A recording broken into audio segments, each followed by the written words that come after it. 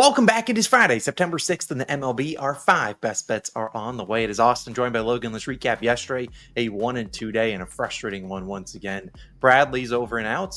A little sweaty, but he ended up going 7, so it didn't really matter. Didn't pitch well, but hey, we'll take it. Astros ML, there's no worse feeling than losing a money line 1-0. They didn't bring the bats. And then our Woo under 1.5 walks, parlayed with the Mariners, and A's under 5.5 first 5 loses. In the bottom of the 5th with the solo homer. Just how the whole season has been. Just chalk it up the whole year. But a 1-2 day, whatever. Today we're going 5-0. I love the card we got cooked up for y'all, and we're going to try to hopefully turn in a very good rest of September. We're locked in. Let's go 5-0 today. We did post our video for Packers and Eagles, which is tonight. Not a great start with Thursday Night Football. The ladder challenge, if you know, Mark Andrews wrecked us. Not sure if we'll run one for this game tonight, but we'll see. Stay tuned on that. But you guys came for MLB picks, and we're going to dive into them. First one of the day, we'll be running it back with the parlay of the day. It is back. We're going to have an MLB parlay today. Yesterday, we did a NFL long shot. This one's going to be MLB, playing it for 1 unit. You'll find it, like I said, down below in the odds checker, pinned comment. You can see it there. Hopefully, we can cash another one. Should be some good plus money. We're still trying to decide on the 2 legs, but one of them should be minus 150 on its own. So good plus money coming your way on a nice Friday parlay. I'm going to dive into my first pick, Logan, then we'll throw it to you. I'm going to a late night game, and I'm going to a team that has respected my money a lot over the past few weeks. I'm going with the San Diego Padres, -0.5 in the first 5, currently minus 130 on DraftKings. Now, I would play this to about minus 145 or so. I don't know where the line changes. I don't really like betting the Padres full game. They feel like, yesterday is a great example. Yesterday up 3-0 going into the 9th. Grand slam, and they lose 4-3. So they're coming in here hopefully trying to bounce back after that start. But I don't like asking the Padres to win by 2. Instead, just give me a 1-run lead through 5, and we'll get out of there. Michael King, we need a good outing from him. He starts 3.17 ERA and a 1.21 whip. His last 4 home starts, 1-0-2 and 1 earned run. So he's pitched really well at home. I expect him to go probably 6 innings in this game, and hopefully he can pitch well against the Giants, a team that has seen him twice this year, but he gave up 2 and 0 earned runs. That was a much different Giants team. He saw them back in March, and then his first start of April. He saw him back-to-back starts. So I don't really look a ton into that. But King, we know he's great at the swing and miss, and he's also great at limiting hard contact, 97th percentile in hard hit percentage. I feel like sometimes when you see the Giants get to righties, it's normally because they're hitting like home runs. You see Elliot Ramos and those guys swinging over the fences, and that's kind of where you see the Giants put up their runs. But last 14 days versus righties, they've struggled.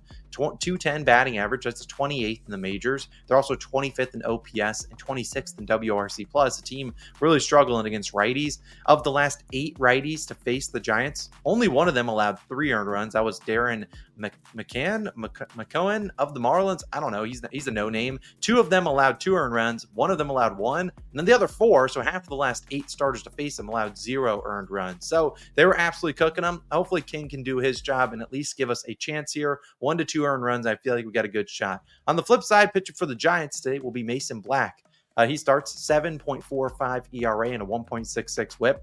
I backed Black in his first ever MLB start in Citizens Bank Park. He looked so good, and then the wheels fell off, and that's kind of how his season has been. He did get called up from AAA just last week, pitched decently, 5 innings, 2 earned runs, did get 6 strikeouts versus the Marlins, but as we know, Padres is not a team that strikes out, and I think some regression's coming his way in this start. Since August 1st, we've talked about the Padres, 2nd in batting average, 5th in OPS, 5th in WRC+ versus righties. So it's a team that doesn't strike out and they put the ball in play. And we've seen Black allows a 342 batting average to lefties, 286 to righties. So he's not cooking either side of the plate. He struggles with barrel percentage, 2nd percentile in barrel percentage as well.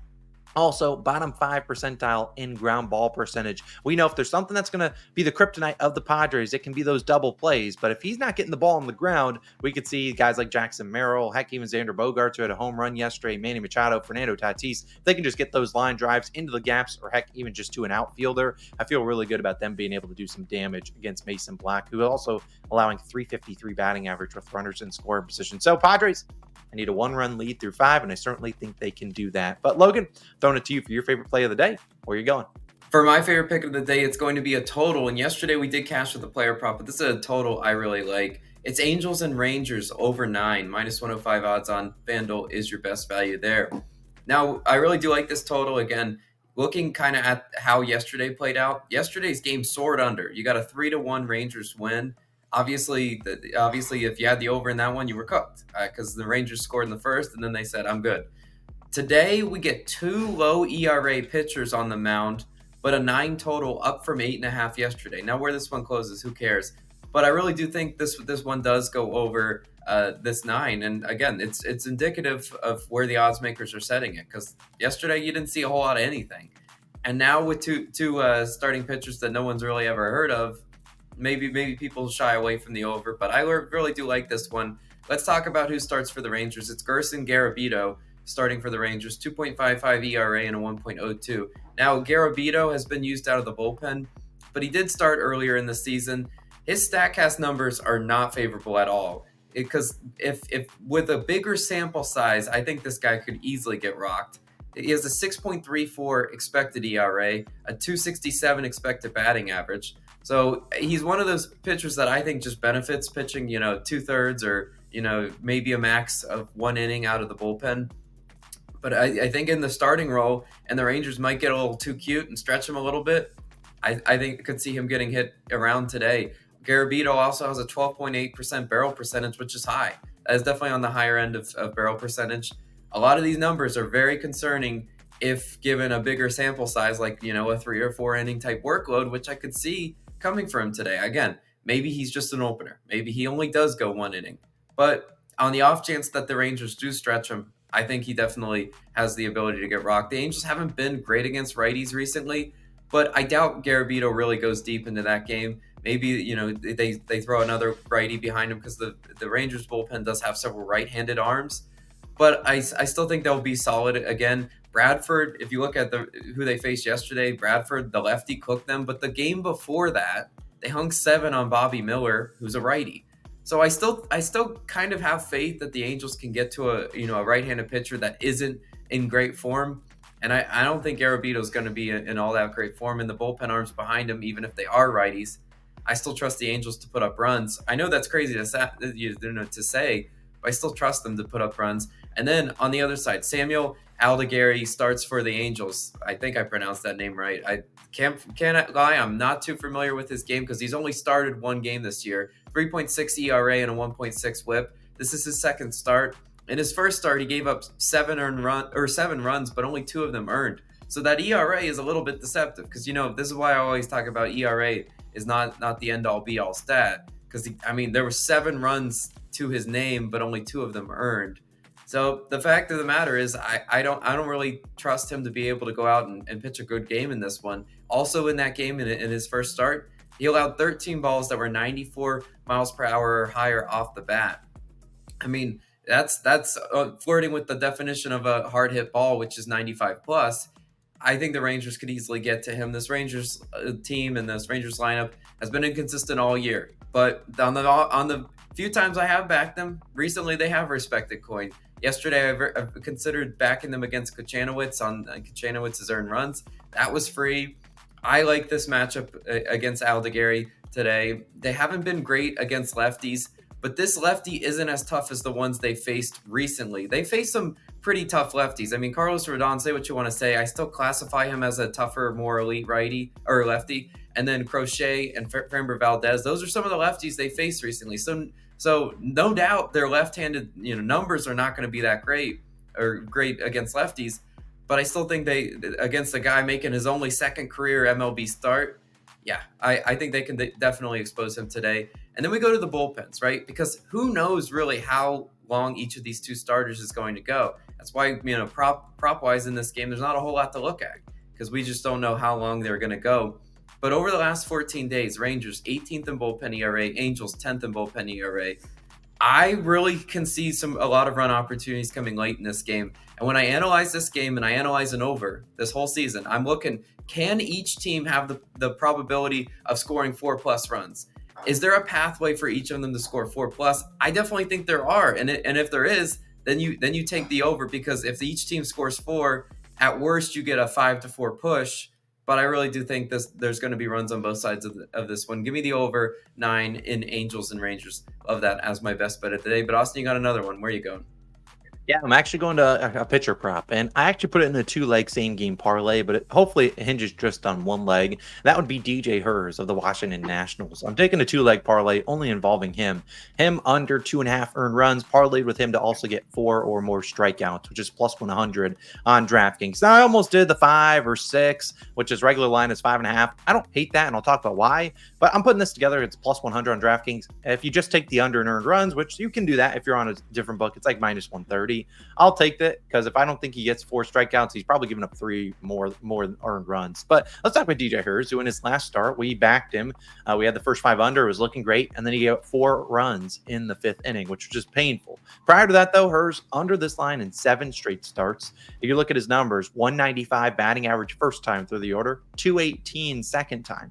The problems typically come that third time through the order, where he's allowing a 433 batting average. Now, Hers sometimes doesn't get through the full to get to the third time because he's not the most efficient pitcher, which is fine for us here. As long as he can get those 4 strikeouts, he can be as inefficient as he wants. But I really think he can pitch well against a team in the Pirates that have struggled mightily against lefties. Since the start of August, the Pirates 23rd in batting average, 27th in OPS, 27th in WRC plus versus lefties. Team that's really struggling, and during that they own a 32.5 K percentage, the highest in baseball, and only a 5.7 walk percentage, third lowest in baseball versus lefties. So not only are they not walking, so they're getting pitches out of the zone and not taking them, and they're swinging at them. So that's perfect for a guy like DJ Hers, who sometimes can walk players. We see him walk sometimes 2-3 guys and maybe even more in certain games, but we know Hers is really good at those strikeouts. He is 81st percentile in whiff percentage, 89th in K percentage. So I'm really confident he can get those strikeouts, even if they are, in a critical jam, first and second, maybe 0 outs. Maybe you can get a strikeout there and help him get out of the inning. What we've seen in his 15 starts this season, he has 4 or more strikeouts in 13 of 15, including 10 straight. He's had 5+ in 4 straight starts. In the 2 starts, he didn't get 4 Ks. He gave up 4 earned runs. So I don't think if he's not getting the strikeouts, I imagine either the Pirates are swinging early in counts and he's going to go far into the game, or they're just they're absolutely tattooing him, and we're going to lose the under and earned runs either way. But the last 7 lefties to face the Pirates all had 6 or more strikeouts. And if you look at Hers, he does have some decent underlying metrics. 80th percentile on hard hit percentage. So hopefully he can limit the hard contact, get those strikeouts, get the under 2.5 earned runs. Plus 100, I like it. If you want to go for 5 or 6 Ks, you're feeling spicy. I know 5 was about plus 135-ish. I don't remember what 6 was, but I'm sure it's like plus 180 or better. So if you want to take a stab at that, I don't hate it. Like I said, Pirates really struggling versus lefties. So I'll trust DJ Hers to have a decent start today. Get us those 4 strikeouts and then get out of the game as soon as possible under 2.5 earned runs. But Logan, it is time for the best time of the year. NRFI Nation's back. I know people have been asking for it, and you know what? We're delivering. NRFI Nation on a Friday. The music is going. We need 6 quick and easy outs. We haven't done a ton of NRFIs. Why? Because, well, honestly, there's not a lot of pitchers that Logan and I love out there. Jesus Luzardo, our NRFI go, he's dead. Sandy Alcantara, he's dead too. So not a lot of NRFIs we really go out to and bet, but we really like this one. And like we've said all season long, we're only going to bet them when we really like them. We haven't done one in a few weeks, but we really like this one. Let's dive into it. Heading down to Miami. Hopefully Sandy's sprinkling some magic dust out there and getting us some good NRFI luck, because we're taking Phillies and Marlins over in first inning minus 125 on Bet365. Now we'll begin with Mr. Edward Cabrera. I've been critical of him before, but what he is good at, NRFIs. 14-2 on NRFIs this year, 7-1 at home, and that comes off last year where it was 17-3 overall, 8-1 at home. Sure, he will have a tough task against the Marlins or against the Phillies, a team that is third in first inning runs. We know their offense takes a slight downtick on the road, and he doesn't have the best of numbers against the guys like he'll see, that's Schwarbers, Trey Turners, the Bryce Harpers of the world. Luckily, he won't face Alec Bohm. We'll see Castellanos in that lead off or cleanup spot, but we saw him face the Phillies actually just a few days ago, August 14th, so about almost a month ago. He gave up 6 earned runs in that start, but what did he do, Logan? He cashed the NRFI, and that's all we care about. 3 outs. Get the hell out of there. We've seen him. He's normally pretty good first time through the order. A 151 batting average, 212 with runners in scoring position as well. So look, he might walk some guys. He might make it sweaty, give up some hard contact. We need his defense behind him. 3 outs, Mr. Edward Cabrera, and I think he delivers just that. Then who's going to take NRFI Nation home in the bottom half of the inning, Logan? Yeah, it's going to be the ace of the Philly staff, Zach Wheeler. Zach Wheeler, 23-4 on NRFIs this season. Really solid numbers for Zach Wheeler. He's 30-6, or he was 30-6 last year. Bigger sample size. This guy's the guy you want to back NRFIs with. Wheeler 2-0 on NRFIs against Miami this year. So we've seen them a few times. They have gotten some hits and runs up on him, but it comes later in the games because Zach Wheeler does pitch really deep into these games. Marlins 8th and first inning runs. Last year they were a wagon for NRFIs because they just couldn't score in the first inning. This year they've been a little more pesky in the first inning, but facing a guy like Zach Wheeler, I'll take my chances for sure today. Zach Wheeler, 209 batting average allowed first time through the order, and a 182 batting average allowed with runners in scoring position. That drops to 169 with 2 outs and a runner in scoring position. Those key stats, those key numbers are very key for a NRFI, and I really do think we cash this one. NRFI Nation, it feels so good to be back. Let's cash this one. NRFI Nation, we need 6 quick and easy outs on a nice Friday. No better way to do it. NRFI Nation, we need it. Let's get a sweat-free NRFI there, and let's hopefully cash all of our 5 picks today, Logan. Have a wonderful Friday.